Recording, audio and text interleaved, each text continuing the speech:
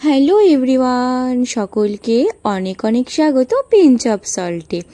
আজকে দেখো কি একটা দারুণ রেসিপি নিয়ে চলে এসছি না, এটা কিন্তু মিস করাই যাবে না। তো এই রেসিপিটা কিন্তু এতটাই দারুণ, প্রত্যেকের পছন্দ, সে বাঙালি বলো বা হিন্দু বলো বা মুসলিম বলো, এই রেসিপিটা কিন্তু অবশ্যই দেখতে হবে। চলো রেসিপিটা তাহলে স্টার্ট করি। প্রথমে আমি ইন্ডিয়া গেট বাসমতি রাইস নিয়ে নিয়েছি। তোমরা চাইলে কিন্তু যে কোনো কোম্পানির বাসমতি রাইস ইউজ করতে পারো। তো এখানে আমি 3 কাপের মতো বাসমতি রাইস নিয়ে নিয়েছি। তো ভিডিওটা কিন্তু সম্পূর্ণটা দেখতে হবে, তাহলে কিন্তু মিস করাই যাবে না। আর এরকম সুন্দর সুন্দর ভিডিও কিন্তু তোমরা একমাত্র পিঞ্চ অফ সল্টেই পেয়ে থাকবে। তো চলো বন্ধুরা, এরপরে আমি কিন্তু চালটাকে ভালো করে ধুয়ে নেব। এখন এখানে আমি চালের মধ্যে জল অ্যাড করছি। জল অ্যাড করে ভালো করে চালটাকে ধুয়ে নিয়ে চালটাকে ভিজাতে দেব। চালটাকে কমপক্ষে আমরা কিন্তু 1 থেকে 1.5 ঘন্টা ভিজিয়ে রাখবো, তাহলে কিন্তু চাল খুব সুন্দরভাবে ফুলে ওঠে আর খুব সুন্দরভাবে চালগুলো কিন্তু একটার গায়ে একটা লেগে থাকবে। তো চলো বন্ধুরা, এবার চালটাকে ভালো করে ভিজিয়ে আমি কিন্তু পাশে রেখে দেব। তারপরে কি করব সেটা তোমাদের সাথে অবশ্যই শেয়ার করব। আর শোনো, এই ভিডিওটা কিন্তু মিস একদম করবে না। আর যারা বিগিনার, যারা নতুন রান্না শিখছো, যারা একদমই রান্না পারো না, তারা কিন্তু এই রেসিপিটা অবশ্যই মিস করো না। দেখো এখানে আমি মাটন নিয়ে নিয়েছি। আজকে আমার মাটনটা ছিল রেওয়াজি মাটন, বেশ দারুণ খেতে। তোমরা চাইলে কিন্তু এখানে মাটন বা চিকেন যাই দিয়েই তোমরা রান্না করতে পারো। আলু নিয়েছি 3 টুকরো পেঁয়াজ কুচি। আর দেখো এরকমভাবে কিন্তু একটুখানি লেবু চিপে নেবে। আমি কিন্তু সম্পূর্ণটাই তোমাদের সাথে শেয়ার করছি, কারণ যারা একদম নতুন তাদের যেন কোনো অসুবিধা না হয়। এরপর দেখো এখানে আমি আদা রসুনটাকে ভালো করে পেস্ট করে রেখে দিয়েছি। এবার গ্যাসটাকে অন করে নিলাম। গ্যাস অন করে আমি এখানে একটা ফ্রাইং প্যান বসিয়ে নিলাম। প্রথমে ফ্রাইং প্যানের মধ্যে আমি দিয়ে দেবো একটুখানি সাদা তেল। রান্নাটা কিন্তু সাদা তেলেই করতে হবে বন্ধু। এরপরে চলো, ডক্টর চয়েসে সাদা তেল দিয়েছি। এই তেলটা কিন্তু স্বাস্থ্যের জন্য খুবই উপকারী। অবশ্যই কিন্তু তোমরা বাড়িতে এই তেলটা ইউজ করতে পারো। চলো এরপরে কিন্তু আমি এখানে পেঁয়াজগুলো দিয়ে দিলাম। আর আজকের রেসিপিটা হবে দারুণ, ফাটাফাটি, এক্সিলেন্ট। কি বলবে, যা বলবে সেটাই কম, কারণ এটা কিন্তু বাঙালি বলো, হিন্দু বলো বা মুসলিম বলো, প্রত্যেকের ঘরেই একটা সুস্বাদু দারুণ রেসিপি। আর এই রেসিপিটা কিন্তু একদম মিস করা যাবে না। চলো এবার কিন্তু আমি এখানে কিছু ধনে পাতা কুচি নিয়ে নেব, আর কিছু ধনে পাতার সাথে নিয়ে নেব কিছু পুদিনা পাতা, আর সাথে নেব কয়েক টুকরো কাঁচা লঙ্কা। যেমনটা দেখাচ্ছি ঠিক তেমনটা ভাবে যদি এই রেসিপিটা তোমরা করতে পারো, তোমাদের কাছে আমি এটুকু বলে দিতে পারি গ্যারেন্টি দিয়ে, তোমরা আর মাটন বিরিয়ানি দোকান থেকে কিনে খাবে না। আর মাটন বিরিয়ানি করতে তোমরা ভয়ও পাবে না। মটন বিরিয়ানি করতে আমাদের এতটাই ভয় লাগে যে আমরা কিন্তু মটন বিরিয়ানি থেকে অনেকটাই দূরে থাকি। আর এই রেসিপিগুলো কিন্তু আমরা সবসময় দোকান থেকেই কিনে থাকি। কিন্তু তোমরা যদি দোকানে অত টাকা খরচা না করে ঘরে বানিয়ে নিতে পারো, তাহলে আর মুশকিল কোথায়। চলো আজকে সেই মুশকিল আসান তোমাদের সাথে করে দেখাবো। এরপরে কিন্তু বেল আইকনটা টিপে দাও আর সাবস্ক্রাইবটা কিন্তু করে রাখো, তাতে কিন্তু আমার রেসিপিগুলো তোমরা একদম মিস করবে না। চলো এবার কিন্তু মিক্সার জারের মধ্যে আমি সমস্ত উপকরণগুলো দিয়ে দিলাম। এটাকে কিন্তু ভালো করে ব্লেন্ড করে নিলাম। দেখতেই পাচ্ছ পুদিনা পাতা দিয়ে দিয়েছি, ধনে পাতা আর কাঁচা লঙ্কা। এখানে কিন্তু পেঁয়াজের বেরেস্তাটা আমার প্রায় তৈরি হয়ে এসেছে। এবার পেঁয়াজগুলো একে একে তুলে নিলাম। তারপরে আমি এখানে কিন্তু দিয়ে দিলাম আলুটাকে কিন্তু ভালো করে লবণ মাখিয়ে নিলাম। এখানে কিন্তু আলুতে হলুদ মাখাবে না, হলুদ মাখানোর কোনো প্রয়োজনই নেই। তোমরা আলুটাকে ভালো করে একে একে ভেজে নাও। তারপরে আমি এখানে এখন চলে এসেছি আসল কাজ করতে, সেটা হলো মটনটাকে ম্যারিনেট করতে। আর মটন যত সুন্দরভাবে ম্যারিনেট করে রাখবে যতক্ষণ ধরে, তত তাড়াতাড়ি কিন্তু তোমাদের মটন রান্না হয়ে যাবে, তাতে কিন্তু তোমাদের কোনো প্রবলেমই হবে না। তো চলো এবার কিন্তু আমি মটনটাকে ম্যারিনেট করব। তো প্রথমে আমি দিয়ে দিলাম, একদম ঢেলেই দিলাম বলতে পারো, আদা রসুনের পেস্ট, তারপরে লেবুও ঢেলে দিলাম। এরকমভাবে কিন্তু তোমরাও মটনটাকে ম্যারিনেট করে ফেলো। আর তাছাড়া কিন্তু ভিডিওটা যখন রান্না করবে, ভিডিওটা কিন্তু অবশ্যই চালিয়ে রেখো, তাহলে কিন্তু তোমাদের অনেকটা সুবিধা হবে।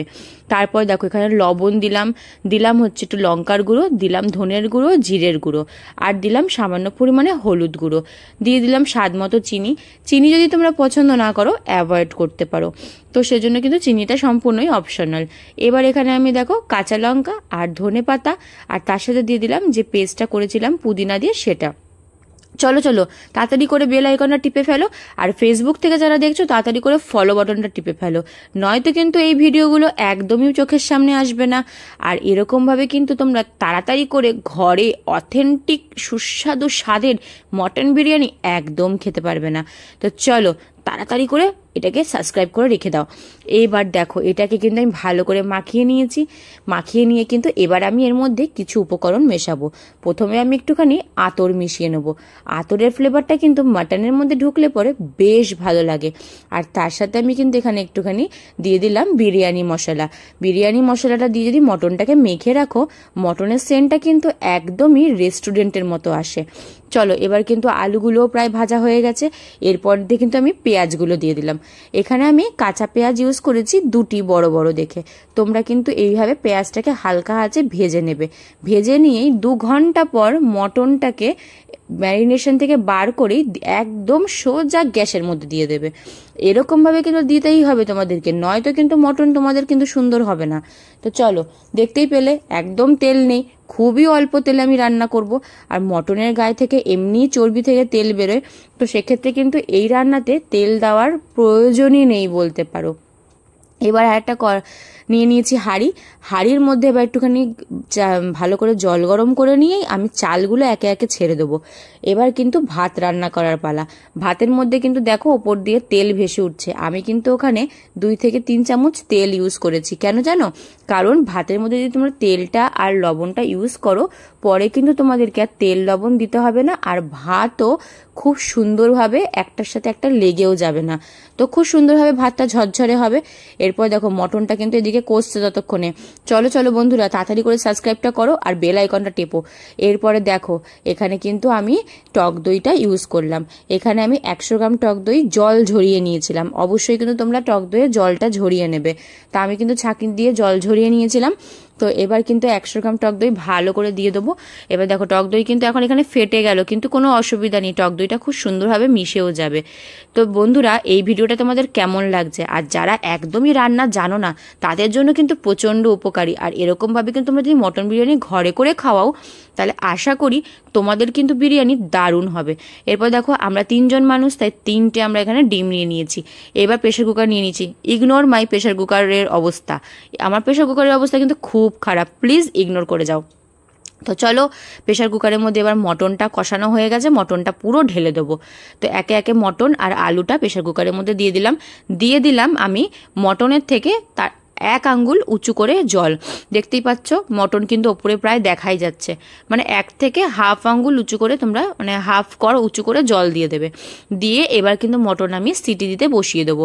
আজকে আমার কপাল খারাপ ছিল তাই আমার সিটি পড়ছিল না, কিন্তু মটন আমার খুব ভালো ছিল বলে সিটিটা খুব সুন্দরভাবে না হলেও মটনটা খুব সুন্দরভাবে সেদ্ধ হয়ে গেছিল। তো চলো এবার কিন্তু ভাতটা প্রায় হয়ে এসছে। এখানে দেখো ভাতের যে চালটা আমি করছি সেই চালটা কিন্তু মাত্র 50% বেড়েছে। তো এই অবস্থাতেই কিন্তু আমি চালটা ঝরিয়ে নেব। আমি কিন্তু আর ফোটাবো না। তোমরা কিন্তু অনেকেই কি করো, পুরো ভাতটাকে ফুটিয়ে নাও, সেক্ষেত্রে কিন্তু ভাতটা কিন্তু সুন্দর হয় না, চাল ভেঙে একদম গুঁড়ো গুঁড়ো হয়ে যায়। দেখো মটন কিন্তু সিটি ছাড়াই খুব সুন্দরভাবে হয়ে এসছে। এবার ঝোলটাকে কিন্তু খুব ভালো করে শুকিয়ে নেব। আশা করি একটুখানি ঝোল থাকলেও কোনো অসুবিধা হবে না। তো চলো সেই ঝোলটা দিয়ে কীভাবে মটনটা তৈরি করবে সেটাও দেখাবো। এবার দেখো সব উপকরণগুলো রেডি করে সামনে নিয়ে নিয়েছি।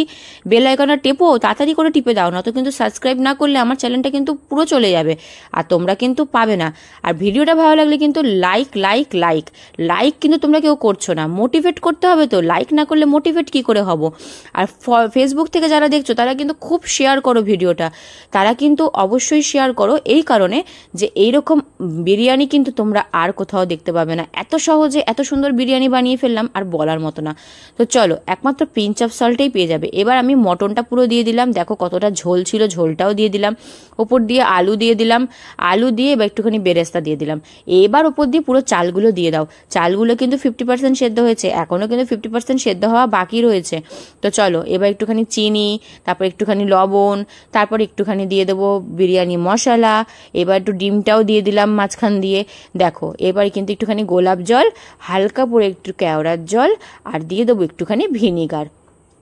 ব্যাস, আমাদের মটন বিরিয়ানি আবার রেডি হবে না সেটা হতে পারে? যারা ধরো কলেজে রয়েছো বা যারা হয়তো হোস্টেলে থাকো, তারা কিন্তু এইরকমভাবে বন্ধুদের সাথে মটন বিরিয়ানি এনজয় করে ফেলো, একদম সহজে পারবে। আর এইটুকু বলতে পারি, এই বিরিয়ানিটা কিন্তু দোকানকে ফেল করে দিয়েছিল। তো চলো, এরপরে কিন্তু একদম সুন্দর সুন্দর করে লেয়ার বাই লেয়ার সাজিয়ে নিলাম। আর কিচ্ছু লাগবে না, ওই ময়দাও লাগবে না, কিছুই লাগবে না। এইখানে ট্রিক্স আছে, এই ট্রিক্সটা ফলো করলে কিন্তু কিচ্ছু লাগবে না। তো চলো, ওপর দিয়ে একটু আতর ছিটিয়ে দিলাম, আবার একটু বেরেস্তা দিলাম, দিয়ে দিলাম একটু ধনেপাতা, বেশ দারুণ একটা সুন্দর গন্ধ নিয়ে আসে। এবার আবার দিয়ে দিলাম ওপর দিক থেকে চাল দিয়ে একটু ভালো করে ঘি দিয়ে দিলাম। ঘিয়ের গন্ধটা কিন্তু মটন বিরিয়ানিতে দারুণ একটা গন্ধ আনবে। তো আমি কিন্তু এখানে খুব সুন্দর একটা ঘি ইউজ করেছি, তোমরা কিন্তু যে কোনো ব্র্যান্ডেড ভালো ঘি তোমরা নিয়ে ইউজ করো, তাহলে কিন্তু রান্নার একটা আলাদাই স্বাদ আনবে। এরপর ওপর দিয়ে আরেকটুখানি আতর দিয়ে দিলাম, দিয়ে এই দেখো ট্রিক্সটা, কোনো ময়দা দিইনি, দিয়েছি কি জানো, দেখো শিলনোড়া। তোমাদের ঘরে যে কোনো ভারী কিছু থাকলে সেটা দিয়ে চাপা দিয়ে দাও, ব্যাস গরম গরম মাটন বিরিয়ানি একদম রেডি। দেখো প্রথমে হোয়াইট রাইস বেরিয়ে আসলো, তারপরে কিন্তু আমি এখান দিয়ে ভালো করে নিচের মশলা রাইসটাও বার করে নিলাম। আর আমি কিন্তু এখানে কোনো ফুড কালার ইউজ করিনি, যার কারণ পিহু খাবে বলে। তো ফুড কালার কিন্তু যতটা তোমরা পারবে অ্যাভয়েড করবে, তাতেই দেখো বিরিয়ানির কালার কত সুন্দর এসছে। তো বন্ধুরা, কেমন লাগলো আজকের মাটন বিরিয়ানি অবশ্যই জানাবে। আর আমার কিন্তু প্রচণ্ড ভালো লেগেছিল। লাইক করো, সাবস্ক্রাইব করো, আর বেল আইকনটা টিপে রাখো, আর ফলো করো, আর খুব খুব শেয়ার করো। তো দেখো এত সুন্দরভাবে মটনটা সেদ্ধ হয়ে গেছে, গা থেকে প্রায় খুলেই যাচ্ছে। তো ভিডিওটা কেমন লাগলো কমেন্ট করে জানাতে হবে, তো অবশ্যই কমেন্ট করে জানাও। আর এরপরে তোমরা কোন ভিডিও দেখতে চাও সেটাও কিন্তু আমাকে জানিও। তো দেখা হবে অন্য একটা ভিডিওতে। সকলে ভালো থাকো, সুস্থ থাকো, সঙ্গে থাকো। আর